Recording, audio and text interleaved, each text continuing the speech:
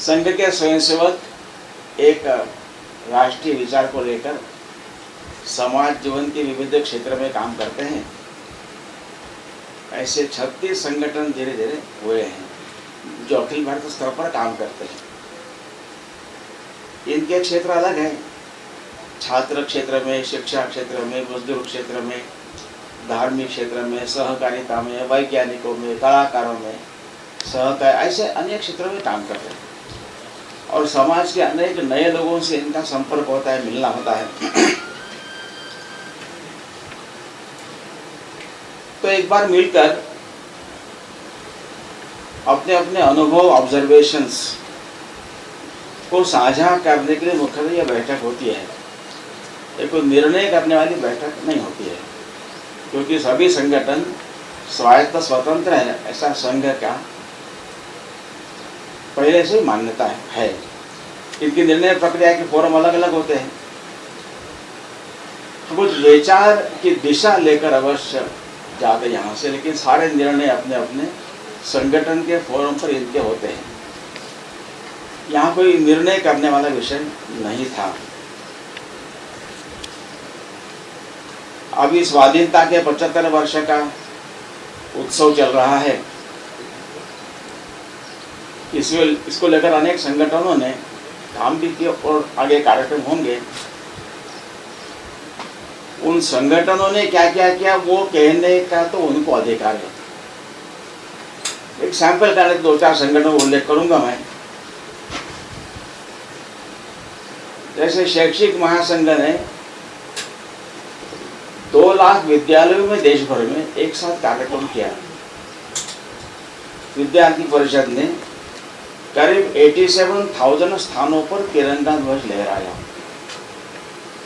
संस्कार भारती जो कलाकारों के बीच में काम करती है, तो वंदे मातरम गौरवगान 15 अगस्त 1947 को ऑल इंडिया रेडियो पर पंडित ओंकारनाथ ठाकुर ने वंदे मातरम गान किया था। ऐसा वंदे मातरम, संपूर्ण वंदे मातरम का गान करके उनका पुण्यस्मरण किया गया। अनेक स्थानों पर ऐसे अपरिचित सेनानियों के प्रसंगों पर आधारित 75 नाटकों की श्रृंखला भी की गई। कुल मिलाकर ध्यान में ऐसा आया, सारे लोगों के ध्यान में आया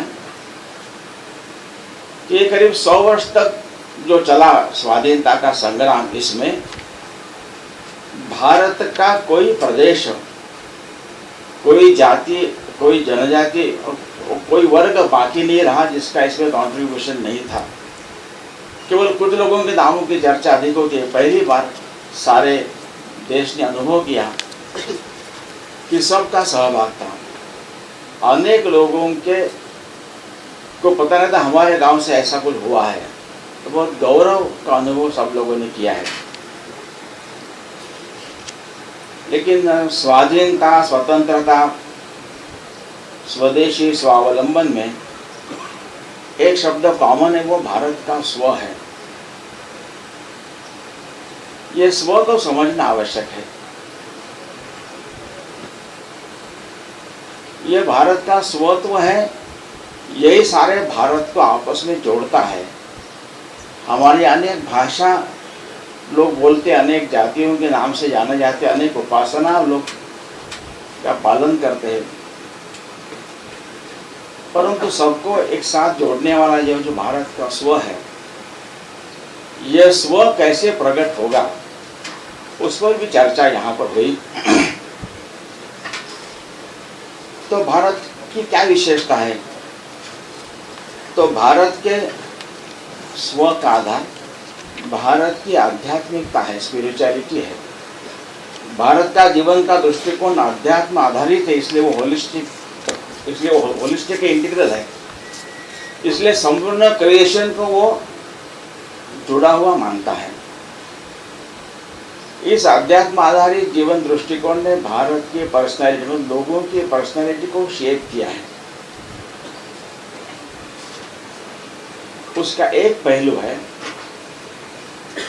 ईश्वर एक है, उसको बुलाने के नाम अनेक हो सकते हैं, वहां तक पहुंचने के मार्ग भी अनेक हो सकते हैं, सभी मार्ग समान है, स्वीकार्य है, एक्सेप्टेंस ऑफ ऑल, ये भारत का विचार रहा है।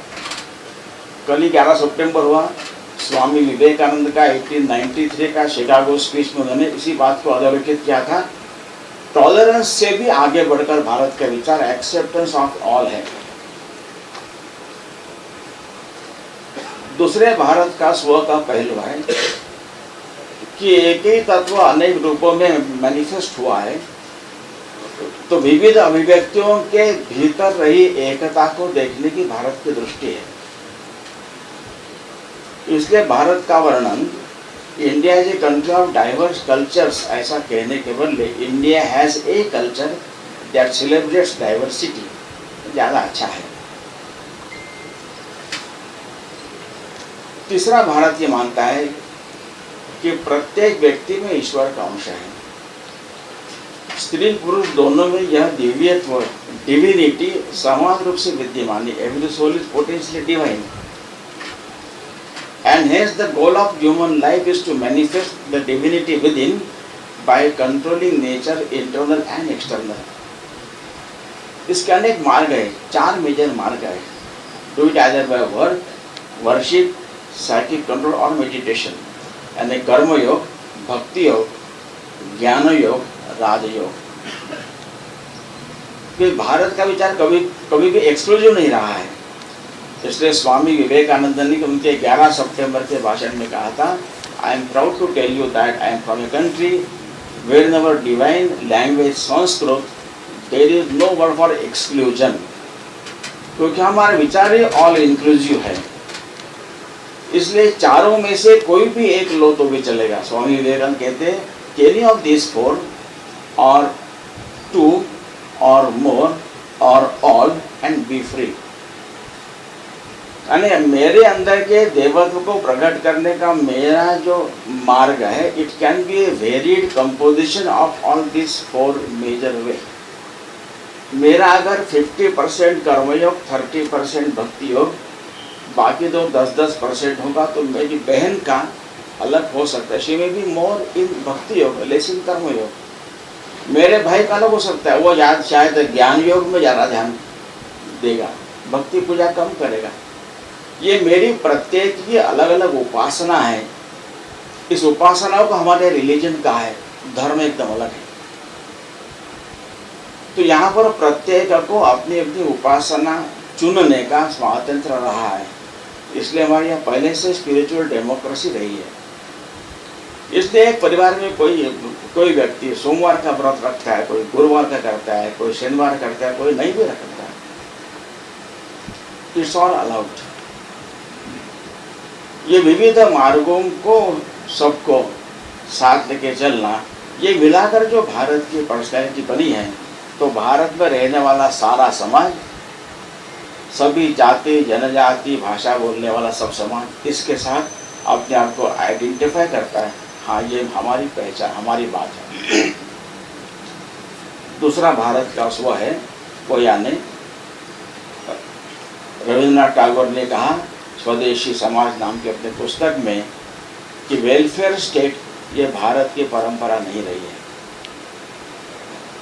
केवल डिफेंस, जुडिशरी, फॉरेन अफेयर्स 3 विभाग केवल राज्य के पास होते थे। बाकी स्वास्थ्य, शिक्षा, मंदिर, देवालय, व्यापार, मेला, यात्रा, संगीत, कला, ये सारे समाज की अपनी व्यवस्थाएं थी। एक खंबे पर खड़ा तंबू है तो तंबू धराशायी होता है खंबा टूटने पर, परंतु 4-5 खंबों पर खड़ा तंबू है, एक खंबा टूटता है तो तंबू का आकार बदलेगा, परंतु वो धराशायी नहीं होगा। फिर से उसको अंदर से खड़ा करने की सुविधा रहेगी, ऐसी हमारी यह व्यवस्था थी। इसलिए अनेक आक्रमण हुए, राजा पराजित हुए, राज्य परियों का कुछ साल तक रहा, फिर से हम स्वाधीन है, परंतु समाज, राष्ट्र के नाते अलग अस्तित्व हमारे यहाँ है। ये भारत का राष्ट्र पश्चिम के नेशन से अलग है। ये राष्ट्र का स्वतंत्र अस्तित्व का एक ताज़ा उदाहरण हम सब ने अनुभव किया है।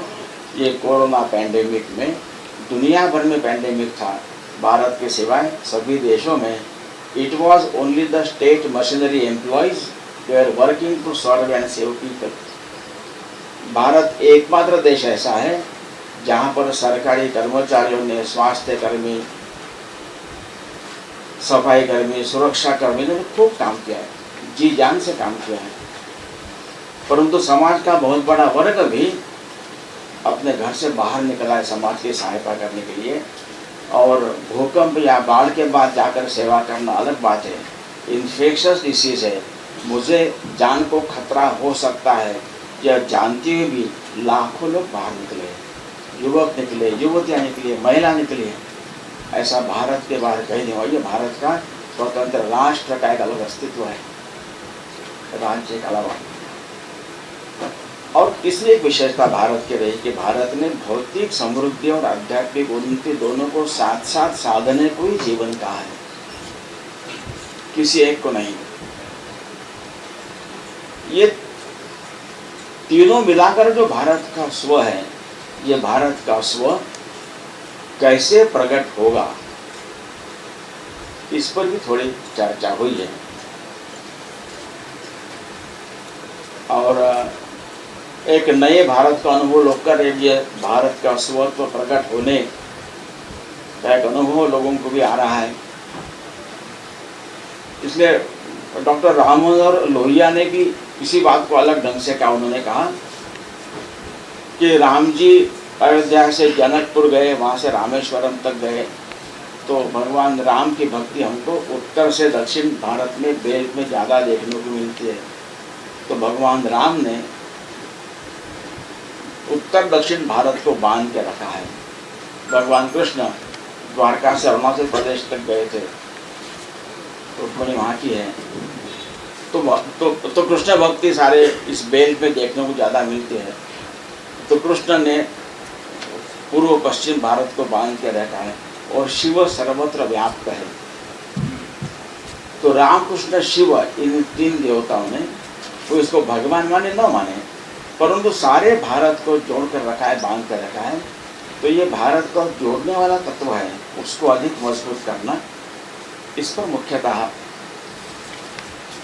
और पहले से वास्तव में भारत के बारे में ये बात कही गई, परंतु इस भारत में स्वत्व को नकारा गया, उसको अनदेखी की गई। और इसलिए फिर भारत का स्वत्व जितनी मात्रा में प्रकट होना चाहिए था उतना नहीं हुआ। वो तो उस होने की दिशा में कैसे हम आगे बढ़ सकते हैं, इस पर भी यहाँ पर चर्चा हुई। तो ग्राहक पंचायत के लोगों ने कहा कि उत्पादन में वृद्धि, वितरण में समानता, उपभोग में संयम, तीनों मिलाकर हम आगे बढ़ेंगे। तो ब्रांडेड चीज़ें अच्छी है, ऐसा एक फैशन चल पड़ा, इसलिए स्थानिक जो लोग हैं, स्थानिक कारीगर है, वो बेकार हो रहे हैं। तो ब्रांडेड चीज़ नहीं, हम स्थानिक लोगों को रोजगार देने वाली चीज़ों को लेने के लिए बढ़ावा देंगे। रीडिजाइनिंग ग्लोबल मार्केट स्ट्रक्चर, इस पर भी स्वदेशी जागरण मंच के लोग काम कर रहे हैं। रोजगार केंद्रित समावेशी आर्थिक मापन, जीडीपी के आधार पर आर्थिक विकास मापने के बदले कि जो माताएं घर को ध्यान दे रही है, वैसे उनको सैलरी नहीं मिलती, उनका काम बहुत महत्व का है, उनका जो कंट्रीब्यूशन की नोंद ही नहीं है कहीं। तो ऐसा सारे समाज को संभालने वाले तो नए भारतीय मानक इंडेक्स भी तैयार करने का विचार करना चाहिए। या किसान संघ ने ऑर्गेनिक फार्मिंग की तरफ जाना, किसान, मजदूर, व्यापारी सभी को साथ मिलकर एक फैमिली के नाते कैसे आगे बढ़ते। कृषि शिक्षा में परिवर्तन आवश्यक है। ध्यान में आता है जितने एग्रीकल्चर ग्रेजुएट्स हैं, खेती कोई नहीं करता है, सब जॉब्स करते हैं। जो खेती करते हैं उनको उसका शिक्षण नहीं होता है। कुछ मूलभूत सुधार तो करना पड़ेगा, इस पर बात चल रहा है।